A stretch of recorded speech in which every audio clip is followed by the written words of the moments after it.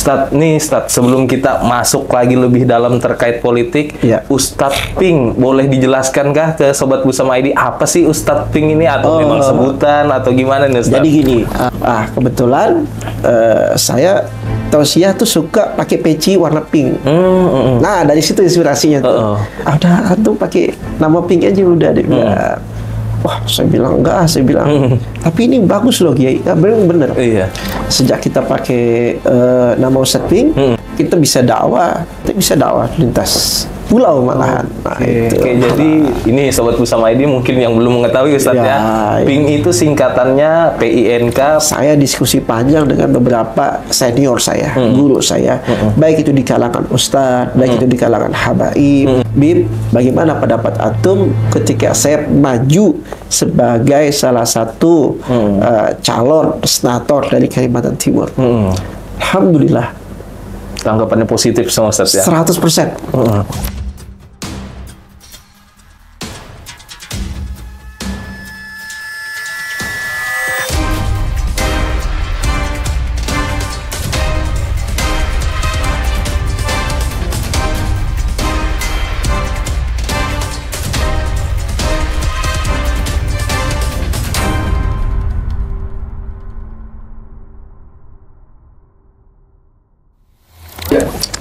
Assalamualaikum warahmatullahi wabarakatuh. Balik lagi dengan saya Aditya Setiawan di acara podcast mengenal lebih dekat calon legislatif di Provinsi Kalimantan Timur. Kali ini Sobat Busama ID ada yang spesial nih. Bintang tamu kali ini merupakan calon DPD Dapil Kalimantan Timur yang biasa kita nama panjang beliau itu Muhammad Faturrahman Al-Kutai, atau yang lebih sering kita kenal Ustadz Pink. Assalamualaikum Ustadz, apa kabar Ustadz? Waalaikumsalam warahmatullahi wabarakatuh. Alhamdulillah kabar baik, sehat walafiat. Oke, Sobat Busama ID, jadi hari ini kita kedatangan Ustadz Pink nih. Ustadz, mengawali perjumpaan kita, boleh perkenalkan diri dulu kepada Sobat Busama ID, Ustadz? Iya, baik. Kalau nama panjangnya panjang banget. Panjang nih. Muhammad Faturrahman Al-Kutai, SHMH. Alhamdulillah udah sarjana, udah magister. S2 magister hukum. Baru selesai. Jadi masih hangat-hangatnya ini. Insyaallah. Aktivitas saya adalah aktivis dakwah. Jadi saya dakwahnya baru aja. Baru 20 tahun. Lama itu ya Sobat Busama ini. 2024 itu perayaan dakwah saya yang ke-20. Jadi awal dakwah dari 2004. Kemudian lanjut insya Allah 2024 tuh pas 20 tahun. Itu dakwah secara ini ya, secara global. Terus dakwah khusus ke pedalaman Mahakam. Sekarang ini udah kurang lebih 14 jalan 15 tahun. Jadi kalau Ramadan kita nggak ceramahnya dari kota ke kota. Jadi kalau Ramadan itu dakwahnya dari kampung ke kampung, dari desa ke desa, pedalaman-pedalaman. Iya, dari hutan ke hutan. Artinya hutan bukan ceramah orang hutan ya, ceramah orang-orang yang ada di pedalaman Mahakam. Karena naluri dakwah ini juga dari inspirasi kita lihat orang-orang tua kita, guru-guru kita dulu, pejuang-pejuang kita. Apalagi kayak contoh Wali Songo, kan? Mereka jauh ninggalin negeri mereka, datang ke Indonesia buat dakwah. Di pedalaman ada yang menarik. Kita dakwah di sana itu penuh dengan kekeluargaan. Jadi dengan kekeluargaan di sana mereka nyambut kita, ya berbeda suasana dakwahnya. Mereka ya seperti kita podcast lah. Saya bilang nih podcast itu sebenarnya dari kampung sebenarnya, dari pedalaman. Kenapa? Orang kampung, orang pedalaman itu lebih senang interaktifnya langsung. Lebih intens Ustadz ya. Bahasa mereka tuh gini, Pak Guru. Mereka biasa panggilnya bukan Ustadz. Panggilnya Pak Guru. Pak Guru, bagaimana nih hukumnya Pak Guru? Seperti itu. Dan Masya Allah, ketika kita dakwah di sana itu kita merasakan satu ketenangan yang luar biasa, karena keingintahuan mereka benar-benar pengen tahu. Siap. Nah, kalau kita di mana nih, di kota, orang itu terbagi kepada 3 tuh. 3 Ustadz ya.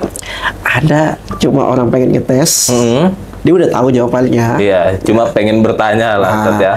Ada juga orang itu cuma pengen ya nambah-nambah pengetahuan. Yang ketiga tuh baru orang benar-benar pengen tahu. Kenapa? Karena sekarang kan gampang. Orang tinggal buka di sheikhgoogle.com. Mbak Google nih. Iya, itu. Makanya ngelihat kalau di kota saya bilang udah banyak ustadz, udah banyak kiai, udah banyak habaib. Nah, kenapa sih kita nggak nyoba dakwah itu yang kita yang datang, kita yang jemput bola, seperti itu. Nah, kemudian kok nyerempetnya dari dakwah ke dunia politik gitu kan. Nah, saya dari SD punya guru namanya almarhum Kiai Haji Makmur Salman almarhum. Beliau itu memang nggak pernah sekolah formal ya. Belum nggak sekolah formal, Ustaz. Nggak sekolah formal, tapi kayak gubernur dulu zamannya Pak Ardan, Pak Suwarna Abdul Fattah sering datang ke beliau. Bahkan termasuk waktu itu ada beberapa petinggi-petinggi dari pusat juga datang ke beliau minta nasihat. Nah, saya tanya sama beliau, Abuya, kok Abuya bisa memberikan pandangan politik? Bukankah dulu kata beliau kita punya pejuang-pejuang bangsa ini, pejuang-pejuang pendidikan, salah satunya kata beliau Kiai Haji Agus Salim. Kan beliau kan orang luar biasa, seorang ulama. Kalau kita tarik lagi Mbah Hasyim Asy'ari, beliau Kiai Haji Ahmad Dahlan, mereka tokoh ulama. Tapi tokoh ulama yang nasionalis. Tokoh ulama mereka bukan hanya mementingkan religiusnya, spiritualnya, tapi mereka juga intelektualitasnya, nasionalisnya, yang dimana mereka mengabdi itu bukan hanya untuk agamanya, tetapi untuk bangsa dan negaranya. Memiliki pandangan politik juga, Ustaz. Betul. Nah, terinspirasi dari itu, Mas, saya bilang nih, saya lihat teman-teman Ustadz di Samarinda beragam, bermacam-macam, ada majelis taklim, kayak sahabat saya tuh, guru saya juga Kiai Haji Ahmad Zaini di Lok Bahu, guru kita, guru Kiai Muhammad Zafaruddin. Ya, mereka duduk dengan majelis taklimnya. Nah, sementara komentator setiap per 5 tahun ini kita lihat, terutama kayak DPD RI lah ya, kita menemukan ulama-ulama yang maju ke sana langsung aktif berpolitik kurang. Saya bilang kayaknya ini waktunya nih 2024 nih, bismillah saya coba pasang niat deh. Mudah-mudahan saya bisa mewakili suara umat ini, juga bisa berperan aktif di dalam dunia pemerintahan untuk meningkatkan target saya cuma 3. Yang pertama otomatis tuh dakwah lah. Karena kita dari kalangan dai, ustadz, mubalik itu pasti dakwah. Yang kedua pasti kita akan peran pendidikan. Makanya saat sekarang ini saya kan kuliahnya agak terlambat, Mas. Siap. Jadi makanya baru lulus kemarin, Ustaz. Baru lulus ya. Jadi antara lulus SMA atau madrasah aliyah itu kuliah S1 itu 11 tahun. Rentang waktunya agak panjang, Ustaz. Panjang. Nah, 1 dekade lebih sedikit gitu. Lebih setahun lah. Iya. Nah, 11 tahun kuliah, tapi alhamdulillah kuliahnya nih langsung estafet. Selesai S1 2000. Langsung lanjut. Ya, selesai S1-nya 2020, dari 2016 2000 pas 4 tahunnya kita ambilnya normatif aja. Nah, saya nggak ngejar juga harus komlet semuanya, penting lulus saya bilang gitu kan. Karena di pembimbing dakwah juga. Terus dari 2020 selesai lanjut S2. Alhamdulillah S2 selesai 2022. Nah, artinya sekarang ini tugas saya pendidikan. Makanya teman-teman para ustadz, para dai ketika jumpa sama saya, Ustadz, saya bilang, Afan ya, antum pendidikan tadi apa? Anak aliyah, Ustadz. Kalau bisa kuliah, saya bilang. Kenapa? Saat sekarang ini IKN di depan mata, saya bilang. Ustadz, Kiai, Habib, saya bilang, jangan mau kalah sama teman-teman kita di luar Islam. Mereka berbondong-bondong meraih pendidikan setinggi mungkin, ada mereka sampai profesor. Saya bilang, masa kita sebagai ustadz, saya tahu kalau secara keilmuan itu luar biasa. Bisa baca kitab. Karena kitab klasik itu susah dibaca tuh, kitab kuning, Arab gundul gitu kan. Jangankan Arab gundul, yang ada barisnya aja sudah baca gitu kan. Kemudian itu terjemahkan lagi, menjelaskan lagi ya kan, memahamkan masyarakat, susah tuh. Ya kan? Tapi saya bilang, sekarang itu perlu titel akademik. Dan saya mohon maaf, saya bilang saya ini salah satu korban media. Jadi ada dulu salah satu media nasional. Kenapa tuh, Ustaz? Saya itu kontrak udah. kontrak, ternyata ada pergantian pimpinan, lalu mereka bikin standarisasi. Oke. Yang boleh jadi narasumber itu minimal strata 1. Oh, ada tingkatan akademiknya, Ustaz ya? Iya. Sementara waktu itu saya belum. Oh. Dan itu kejadiannya tahun 2012. Nah, kan saya belum kuliah waktu itu. Kuliahnya 2016. Nah, dari pengalaman itulah saya bilang kayaknya dakwah ini perlu ada yang inilah gitu kan. Ya alhamdulillah ala kulli hal seiring berjalannya waktu, yang salah satu motivasi saya untuk kuliah itu adalah Bapak Wali Kota kita, Pak Haji Syarija'a. Alhamdulillah beliau motivasi saya, dan alhamdulillah berkat motivasi tersebut sampai selesai S2 tuh tanpa ini, saya nggak nyangka, dari saya bilang, tiba-tiba sekarang udah S2 gitu kan. Tiba-tiba langsung S2 tuh ya? Iya bener, tiba-tiba langsung selesai S2 gitu kan. Ustadz, sebelum kita masuk lagi lebih dalam terkait politik, Ustadz Pink, boleh dijelaskan kah ke Sobat Busama ID apa sih Ustadz Pink ini, atau memang sebutan atau gimana nih Ustadz? Jadi gini, Ustadz Pink itu gelar yang dikasih sahabat saya almarhum Ustadz Jafri Al-Bukhari.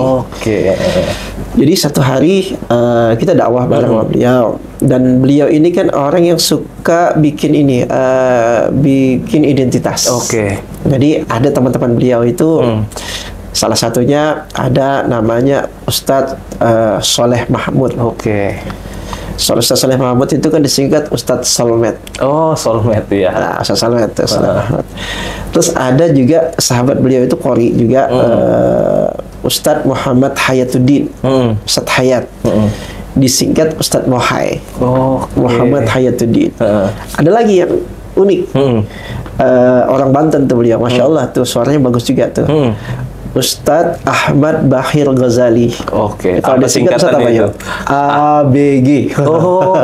Ahmad Bahir Ghazali. Disingkat Ustadz ABG. Timbul ke saya tuh, apa antum kiai? Waktu itu kita masih beladanya kiai-kiai aja. Kebetulan saya tausiah tuh suka pakai peci warna pink. Nah, dari situ inspirasinya tuh. Udah antum pakai nama pink aja udah deh. Wah, saya bilang enggak, tapi ini bagus loh Kiai. Bener. Sejak kita pakai nama Ustadz Pink, alhamdulillah tuh, kita bisa dakwah bukan hanya di dalam kota, kita bisa dakwah lintas pulau malahan. Nah, itu alhamdulillah. Dan kata Guru Ahmad Zaini, kata Guru, antum tahu nggak artinya pink itu? Kepanjangannya apa? PINK, pengen ikut Nabi ke surga. Jadi ini Sobat Busama ID mungkin yang belum mengetahui Ustadz ya. Pink itu singkatannya PINK, pengen ikut Nabi ke surga Ustadz. Iya, betul. Jadi itu motivasi dakwahnya. Lalu kan saya tuh kadang-kadang tanya, Ustadz, kok berani-beraninya pakai Al-Qutai? Ya kan? Iya itu. Kan, kalau di Banjar itu kan Al-Banjari itu Ustadz kan orang yang alim, orangnya ini segala macam. Nah Ustadz kok berani pakai? Saya bilang Al-Qutai saya itu bukan saya pengen pakai sendiri. Yang ngasih gelar Al-Qutai itu almarhum yang mulia Sultan Haji Muhammad Solehuddin II. Jadi ayahnya sultannya sekarang. Jadi waktu suatu hari saya datang ke tempat beliau, kita diskusi tentang agama sama beliau, kita ngobrol, saya bilang, kata beliau panggilnya tuh Cocong, karena beliau tuh kan tua. Cong, ini bahasa kotanya. Cong, awak pakai nama di ujung nama awak tuh tambahi Al-Qutai yo. Karena tegak nih Cong, ada juga kebanggaan etam nih orang Kutai. Ada ustadz dari orang Kutai di Ulang Banjar mah. Kayak Ulang Banjar tuh Al-Banjari. Di Bugis Al-Bugisi gitu. Di Banten Al-Bantani gitu. Nah, Dato ndak nih ada Al-Kutai juga. Nah, jadi itu. Dari situ awalnya Ustadz. Dari situ tambahan Al-Kutai. Jadi biar kalian kan Ustadz Pink Al-Kutai. Itu ceritanya. Jadi kita langsung masuk lagi ke politik nih Ustadz. Siap. Kenapa memutuskan memilih DPD RI Ustadz? Ya gini, saya juga belajar hitung-hitungan, Mas. Jadi itu begini, kalau orang DPR DPR itu hitung-hitungannya gini, Satu, dia harus popularitas. Benar. Dia harus berkualitas, ya kan? Yang terakhir yang kita nggak sanggup, isi tas. Oke. Nah, kenapa? Isi tas, saya bilang, ya mereka biayanya untuk memperkenalkan diri harus besar. Iya. Karena yang dicoblos itu nama, Benar. bukan foto. Siap, betul. Jadi biar ganteng-ganteng dia pajang foto di pinggir jalan tuh. Tapi orang nggak kenal kan? Oh, Ustaz? nggak kenal, yang ditanya itu pasti nama. Oke, siap. Nama. Nah, kalau DPD ini orang kenal saya Ustadz Pink, tapi orang nggak kenal nama asli saya. Oke. Nah, Ustadz Pink, insya Allah orang identik dengan tahu fotonya. Oh, ini yang pakai baju pink ini pasti Ustadz Pink. Gitu. Iya, oke. Nah, makanya saya bilang ada salah satu ketua partai di nanti nawarin saya, Ustadz, kenapa nggak maju DPR RI? Nah, iya, kenapa itu, nggak Ustaz? maju DPR provinsi? Datang Samarinda lewat partai saya. Saya kasih nomor bagus. Kak, saya bilang, mohon izin ketua, saya bilang, saya ini modalnya popularitas. Artinya orang lebih kenal, lebih akrab saya sebagai Ustadz Pink, sehingga saya pengen maju dengan diri saya sebagai Ustadz Pink. Itu satu. Yang kedua, saya bilang DPD ini kan independen, tanpa partai politik. tanpa partai politik. Saya ini milik umat. Saya bilang, saya tidak mau melukai perasaan umat. Jadi kalau saya maju di salah satu partai, nanti dibilang, oh ini ustadznya partai ini, gitu kan? Betul. Ustadz partai A, Ustadz partai B. Sementara saya bilang, saya ini milik umat. Benar. Nah, kalau saya maju independen, saya bilang, saya duduk, dikasih kesempatan oleh Allah, saya duduk di sana, siapapun boleh datang, monggo. Oke. Karena tadi milik umat, bukan milik golongan, seperti itu. Oke, siap. Itu ceritanya. Jadi Ustadz tadi kan ada 3 nih yang Ustadz sampaikan apabila memang duduk di DPD, salah satunya pendidikan. Betul. Apalagi sih Ustadz yang pengen disampaikan untuk masyarakat terkait program Ustadz, insya Allah apabila memang nanti terpilih Ustadz? Jadi gini, saya karena dakwahnya udah cukup sih menurut saya, cukup lama di masyarakat itu, kayaknya perlu ada ketegasan, koordinasi antara pemerintah dengan masyarakat. Oke. Selama ini alhamdulillah dakwah saya dibantu oleh Kapolda Kaltim, kemudian dibantu Danrem, dulu masih zamannya Pak Dendi. Iya. Nah, ini Pak Kapolda yang sekarang tuh Masya Allah. Saya bilang kalau saya dakwah dibantu sama mereka, ya mungkin batasnya cuma sampai di situ. Iya. Nah, kalau saya duduk, insya Allah kan dakwah itu bisa lebih luas. Cakupannya lebih luas. Lebih luas lagi, dan saya lebih enak ngobrolnya. Oke. Kalau sekarang saya mau ketemu bupati, saya mau ketemu wali kota, saya mau ketemu gubernur, saya perlu datang ke protokol, perlu audiensi, dan mohon maaf karena kita bukan orang pemerintahan, otomatis kan voksinya juga berbeda, waktunya juga berbeda. Kadang-kadang kita minta audiensi hari ini ya bisa seminggu, bisa sebulan. Seminggu kemudian, sebulan kemudian bahkan. Baru dapat gitu kan. Nah, tapi insya Allah saya bilang kalau kita duduk di satu kedudukan, katakanlah menjadi senator, kalau DPD kan senator tuh. Benar. Insya Allah saya bilang koordinasinya kayaknya lebih cepat deh. Iya. Karena terbukti saya melihat dulu ada anggota DPD RI, seorang kiai gitu kan. Cuma saya nggak enak sebut nama beliau sekarang karena beliau juga caleg nih. Nanti dibilang, oh ini ngampanyein beliau. Seorang kiai luar biasa, energinya beliau dalam kegiatan dakwah gitu kan. Kenapa? Benar-benar terwakilin seorang ulama. Oke, melalui kursi itu ya, DPD. Melalui kursi DPD itu. Dan beliau koordinasi dengan bupati, dengan wali kota, bahkan dengan gubernur. Enak sekali gitu loh. Iya. Nah, artinya gini, kalau kita punya program, sekarang tuh kita harus juga punya kedudukan. Oke. Nah, kedudukan di sini kan ada juga orang berpikir kenapa harus punya kedudukan, harus jadi politik segala macam gitu kan. Betul. Seorang ulama kok pakai berpolitik. Saya bilang negara ini, undang-undang ini adalah produk politik. Betul. Iya kan? Benar. Kalau yang dikasih kesempatan duduk orang yang nggak benar, Ya, itu orang yang rusak, orang yang salah berpolitik, ya siap-siap aja kita akan mendapatkan kebijakan yang tidak sesuai dengan apa keinginan kita, tidak sesuai dengan representasi masyarakat. Betul, nggak sesuai dengan keinginan masyarakat itu sendiri gitu kan. Tapi kalau yang duduk di sana adalah orang-orang yang punya pendidikan, orang-orang intelektual, baik dia secara spiritual, kemudian secara intelektualitas dia bagus, insya Allah hasil undang-undangnya akan bagus. Jadi penggiringan opini seperti itu. Dan apalagi sekarang ini kan IKN depan mata nih. Benar. Makanya saya motivasi teman-teman, saya bilang para ustadz, para kiai, para habib yang belum kuliah, ayo kita kuliah sama-sama. Benar. Nah, itu. Karena dengan adanya IKN di Kaltim, klasifikasi itu semakin tinggi kan Ustadz? Betul. Jangan sampai kita jadi penonton dan orang lain yang masuk ke daerah kita. Oke. Nah Ustadz, ini kan sebagai DPD RI nih Ustadz, ini kan salah satu hal yang independen. Kalau untuk politik sendiri, Ustadz ini dari tahun berapa Ustadz mendalami politik? Saya kenalnya itu dari tahun 2000 udah kenal tuh. Oh, sudah mengenal politik kelas Ustadz 1 ya? SMP itu udah kenal politik karena pada saat itu kiai saya, guru saya seorang politisi juga. Waktu pemilihan pertama tahun 2004 kan, itu pemilihan langsung pertama kan 2004. Saya sudah ikut kampanye loh pada saat itu. Oh, sudah ikut kampanye di beberapa partai politik. Kemudian 2005 pemilihan kepala daerah pertama langsung. Saya juga ikut aktif. Dan alhamdulillah tuh waktu itu kepala daerah yang kita dukung alhamdulillah jadi. Kita nggak sebutin ini ganti ya. Dan lanjut lagi 2008 Pilgub juga.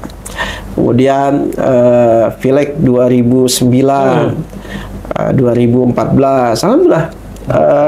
Dari 2014 itu saya sudah menjadi konsultan politik. Tapi amatiran sih, nggak profesional kayak teman-teman. Tapi alhamdulillah 80% orang-orang yang ikut jasa saya, alhamdulillah mereka duduk. Kenapa memilih baru tahun ini Ustadz mencalonkan sebagai calon anggota DPD RI ini Ustadz? Ini sebenarnya sih dulunya nggak ada keinginan.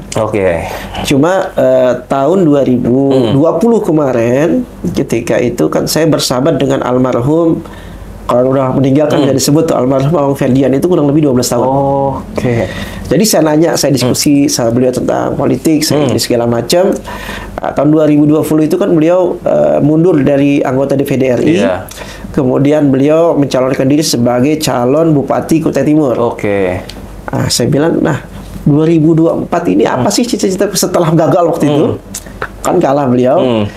Saya tanya obsesi beliau 2024 itu apa?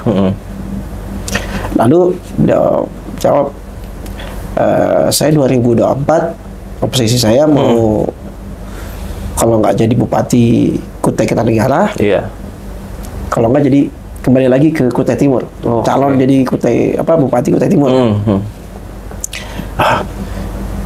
Jadi nggak pengen maju DPD lagi nih, saya bilang. Ini cuma ini aja obrolan, obrolan di warung kopi kan, karena saya suka ngopi sama dia. Enggak, kata beliau. Saya bilang kira-kira kalau saya ini punya tampang nggak jalan DPD? Kok dijawab sama beliau. Udah seminggu, ternyata apa yang beliau lakukan itu survei ternyata. Jadi beliau ini salah satu saya bilang termasuk guru politik juga. Jadi beliau ini yang disurveinya apa? Medsos saya. Ya buka Facebook dan bukan lihat-lihat biasa. Facebook itu dibuka scroll dari atas ke bawah. Scroll sampai bawah. Ke bawah dilihat tanggapan-tanggapannya gimana. Kemudian dia buka Instagram saya sudah set. Kemudian juga dia lihat berita-berita di Google kan ada beberapa berita ketika saya isi pengajian di tempat ini ceramah begini itu ada dilihat. Udah seminggu baru dia jawab. Udah, kata beliau, insya Allah, Bismillah Ustadz, insya Allah nanti saya bantulah, karena nanti saya akan kasih kisi-kisinya bagaimana menjadi seorang senator, kata beliau. Oke. Ternyata apa? Allah berkata lain ya. Allah panggil beliau. Iya, betul. Nah, itu Masya Allah. Ya, salah satu kesedihan yang sangat ini bagi saya, sahabat politisi saya itu ya dengan wafatnya beliau. Oke. Selain almarhum Awang, apakah ada lagi tokoh-tokoh politik yang memotivasi Ustadz untuk maju di DPD ini, Ustadz? Ada. Yaitu Pak, karena beliau nggak maju juga nih, Pak Sarija. Oke, Pak Sarija. Ya. Nah, kenapa? Ya tadi saya bilang, saya pengen terjun di politik. Tadi saya pengen lebih luas lagi lah jangkauan dakwahnya. Betul. Karena orang bilang, Ustaz, kalau udah jadi nanti kan udah nggak ada. Insya Allah saya bilang, ingatkan saya, tegur saya sekeras mungkin ketika saya duduk dan saya tidak mau berdakwah lagi. Nah, ini Ustadz, yang menarik nih. Apabila nanti kan diamanahkan Ustadz untuk duduk sebagai anggota DPD RI, apakah akan mengganggu jadwal Ustadz untuk berdakwah? Apalagi kan Ustadz memang punya program lintas pulau nih, dari desa ke desa, dari yang terpencil ke terpencil. Itu gimana Ustadz membagi waktunya? 2016 itu saya ada buat sebuah komunitas. Namanya BIM. Oke, apa itu Ustadz? Borneo Islamic Management. Oke. Dan itu komunitas dan juga jadi EO, event organizer, kalau acara-acara tausiah dakwah dengan mendatangkan dai-dai nasional. Oke. Jadi sebelum kita terpilih nanti terjadi gimana, itu BIM itu berdiri komunitasnya para dai, para qori gitu. Dan para hafiz Quran. Semuanya di BIM itu Ustaz ya? Di BIM itu. Jadi ada 3. Ada dai-nya, ada qorinya, ada hafiz Quran. Jadi kita bangun itu. Kemudian juga di BIM itu juga EO. Jadi 2018 yang terakhir ya, 2018 itu pertama kali yang datangin Ustadz Abdul Somad ke Samarinda saya. Dengan waktu jadwal yang singkat. Waktu itu ada masjid Islamic Center tuh ngundang beliau tuh perlu waktu 1 tahun. Saya setengah tahun. Cuma 6 bulan langsung dapat jadwal pada saat itu. Alhamdulillah. Nah, itu. Dan alhamdulillah ada beberapa ustadz kayak dulu sering saya pakai itu diminta Ustadz Ahmad Al-Hamsi, Ustadz Somad karena udah teman lama gitu kan. Terus anaknya Jainuddin, Ustadz Fikri dan Ustadz lain, orang-orang yang lain kita datangkan. Jadi saya udah siapkan. Saya bilang itu satu udah saya siapkan tempatnya, wadahnya dalam BIM Borneo Islamic Management. Yang kedua, saya sudah punya hitung-hitungan. DPD RI itu kan 30% saja dia di pusat. 70% dia kan ke daerah. Artinya insya Allah waktu luangnya banyak.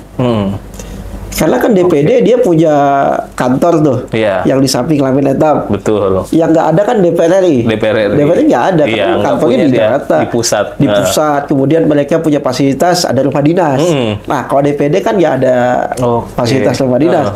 Artinya ini desainnya udah bener. Kalau DPD itu punya fasilitas rumah dinas di Jakarta, otomatis dia lebih banyak di situ. Iya, lebih banyak kegiatan di pusat. Artinya dia punya rumah di daerah, maka dia akan bangun daerah. Berarti lebih berfokus kepada pembangunan daerah. Betul. Namanya juga Dewan Perwakilan Daerah. Dan Dewan Perwakilan Daerah ini yang saya sangat suka kan berbeda dengan DPR RI. Kalau DPR RI kan setiap provinsi beda-beda jumlahnya. Benar. Kaltim itu ada 8. Kemudian kalau di Kalsel kalau salah ada 11 orang gitu kan. Nah, kalau DPD RI ini dari Sabang sampai Merauke cuma 4. Hanya 4. Ustaz. Masya Allah. Bahkan kalau di Jawa itu satu senator itu ada suara sampai 4 juta suara. Nah, makanya orang yang jadi senator itu adalah ya tadi orang-orang yang benar-benar dikenal masyarakat sendiri. Nah, Ustadz, dengan popularitas Ustadz saat ini, Ustadz, optimiskah dapat duduk di kursi DPD RI? Sebagai manusia kita harus punya optimis. Tapi sebagai manusia yang beragama, yang bertuhan kepada Allah, satu, kita bermohon, meminta kepada Allah, minta izin kepada Allah, mudah-mudahan Allah kasih kesempatan buat kita. Karena tugas kita itu kan satu, kita berdoa, dua, kita berusaha, tiga, kita bertawakal kepada Allah. Nah, makanya sehari ini saya sudah mengawali dengan doa, kemudian saya mengawali dengan berusaha. Nah, nanti 14 Februari 2024 itu adalah tawakaltu ala Allah. Iya. Ketika Allah menunjuk saya jadi, alhamdulillah diberi kesempatan jadi. Ketika tidak pun, alhamdulillah berarti Allah masih punya kesempatan lain. Benar. Makanya saya bilang target saya kalau ditanya nih, saya bilang siap menang dan siap hampir kalah. Oke, siap menang dan siap hampir kalah. Yeah. Oh, bagus tuh Ustaz. Jadi tagline tuh Ustaz. Betul. Oke. Dan ternyata tagline ini dipakai loh sama beberapa caleg di sini gitu kan. Siap menang dan siap hampir kalah. Oke, Ustaz. Kita sudah berbincang nih lumayan lama nih Ustaz, hampir setengah jam. Nih, adakah pesan-pesan untuk disampaikan kepada masyarakat Samarinda khususnya Kalimantan Timur kan sebagai dapil dari Pak Ustadz sendiri? Betul. Jadi begini, harapan saya ke depannya begini. Wakil-wakil DPD Kalimantan Timur, terutama Kalimantan Timur ini adalah orang-orang yang punya kapasitas dan kualitas di bidangnya masing-masing. Oke. Dan masyarakat adalah hakimnya dan penentunya. Kalau masyarakat itu dia masih cinta dengan Rasulullah SAW, dengan akidah al-Islam yang dimana kita mayoritas Muslim, pengen mengembangkan dakwah, tentunya saya akan mengalahkan diri saya lah. Salah satu calon senatornya. Tapi ketika mereka bicara mencari seorang politisi yang handal, banyak calon-calon politisi yang lain. Ketika mereka mencari tokoh pendidikan, ada tokoh pendidikan. Mereka mencari tokoh kesehatan, ada. Maka oleh sebab itu, menu hari ini yang disampaikan oleh saya pribadi, CPL Kutai, tadi tiga poin tadi. Yang pertama adalah dakwah. Yang kedua adalah pendidikan. Kemudian yang ketiga, kita menjadi orang-orang yang berguna bagi masyarakat ini. Karena deadline yang ketiga itu sebenarnya yang lebih menentukan. Khairun nas anfa'uhum linnas. Sebaik-baik manusia adalah manusia yang bermanfaat bagi manusia yang lain. Hari ini saya bilang saya manfaat di bidang dakwah. Saya pengen tuh mencoba di bidang-bidang yang lain dalam sesuatu yang berbeda, tapi tetap fokus kepada dakwah. Dakwahnya tetap jalan Ustaz ya. Jadi gini, kalau kita tarik benang merah ke Bali ya, alhamdulillah beberapa kegiatan pernah saya alami, pernah saya ikutin, pernah saya coba. Contoh, awal-awal ramenya Gojek. Ojek online. Saya pernah jadi seorang Gojek. Tujuannya buat apa? Saya pengen tahu loh, bagaimana cita rasa masyarakat pada saat ini terhadap ada kejadian. Kemudian saya pernah juga buka warung makan. Warung makannya juga unik, sate kelinci. Sate kelinci ya. Itu di balai kota tuh. Saya bikin kantin di situ. Alhamdulillah cukup ramai peminatnya. Kenapa? Saya pengen tahu cita rasa masyarakat. Ternyata orang Samarinda tuh cita rasanya begini. Selalu pengen coba. Kalau udah tahu selesai. Suasana baru. Jadi banyak tuh kalau orang bisnis kuliner, kalau dia tidak bisa mempertahankan rasa dan cita rasa pelayanan, dia akan tutup. Benar. Banyak banget contohnya. Banyak banget. Lalu kemudian saya coba lagi suasana baru. Dengan apa? Masuk ke dunia pendidikan. Saya kuliah. Karena dari pengalaman yang dulu yang kurang nyaman, gara-gara kita nggak punya titel dibatasi dalam dakwah. Maka saya kuliah, alhamdulillah sampai selesai. Meskipun ya insya Allah OTW tahun depan mudah-mudahan kesempatan bisa lanjut S3. Semoga Ustaz. Dan yang terakhir nih, orang nanya, kok Ustaz ngapain sih politik? Nah, benar. Dan mohon maaf ya, Mas. Ini juga buat masyarakat kita semua. Kenapa sih adakah yang salahkah ketika seorang dai, seorang ustadz, seorang pembalik berpolitik?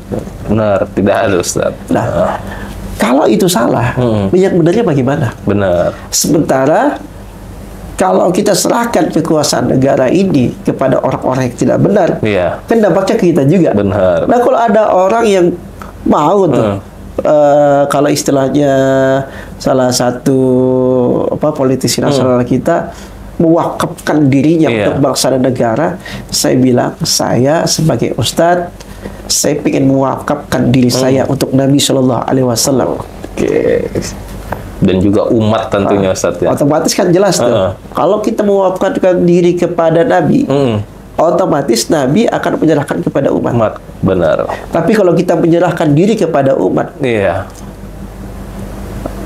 senangkah Nabi terhadap wakaf kita tersebut? Iya, betul. Nah, makanya setiap langkah perbuatan, perjuangan yang kita langkahkan ini, kita harus mengukur dulu. Oke. Kira-kira orang yang di atas kita suka nggak dengan langkah kita? Benar. Nah, makanya ketika saya pengen maju ke politik ini, saya diskusi panjang dengan beberapa senior saya, guru saya, baik itu di kalangan ustadz, baik itu di kalangan habaib, di kalangan kiai-kiai.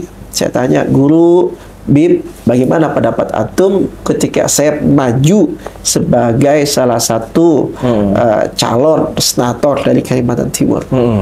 Alhamdulillah, Tanggapannya positif sama Ustaz ya? 100%.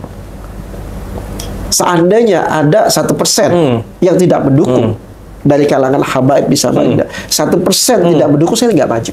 Ya, karena sangat jarang memang Ustadz seorang ulama, Ustadz, habaib untuk maju mau terjun di dunia politik. Biasa kan di belakang layar Ustadz, Betul. memberi masukan dan lain-lain. Ini kalau Ustadz mau benar-benar maju langsung, ini kan satu langkah yang cukup positif nih Ustadz. Iya, makanya saya bilang, alhamdulillah 100% orang yang saya temuin ya, saya nggak nyebutin orang yang nggak Iya, dukung, benar. berarti kan, oh Ustadz kok terlalu pede.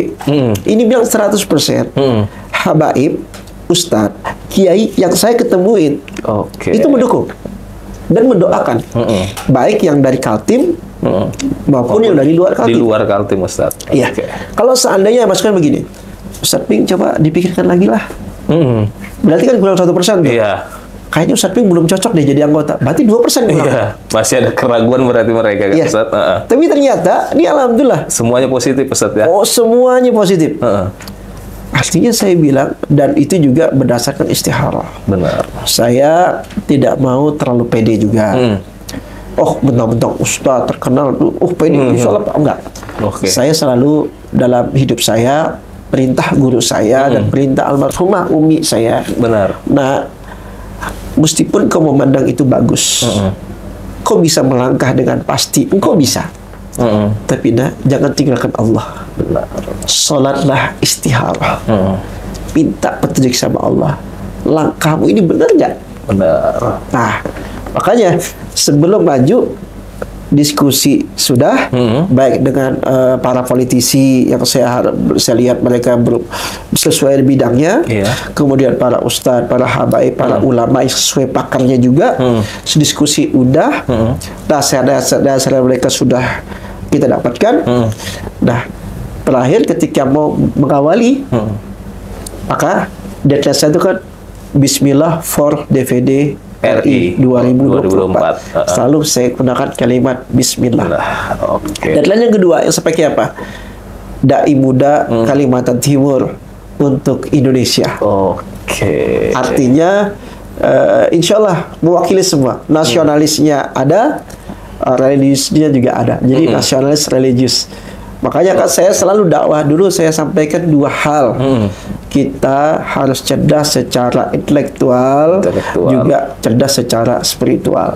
Oke, Nah, itu. siap. Oke, Sobat Kusama ID, sudah setengah jam lebih lah, kurang lebih kita menemanin. Dan Ustadz Ping Al-Kutai juga sudah bercerita banyak terkait background beliau dan motivasi beliau kenapa maju di DPD RI, Ustadz ya. Nah. Oke, jadi mungkin pertemuan kali ini cukup sekian dari saya, Aditya Setiawan, dan Ustadz Ping Al-Kutai pamit undur diri. Assalamualaikum warahmatullahi wabarakatuh. Waalaikumsalam Sampai jumpa warahmatullahi lagi wabarakatuh. Sobat Kusama ID. Siap. Barakallahu fikum. Oke, see you, Ustaz. Siap. Barakallahu fikum.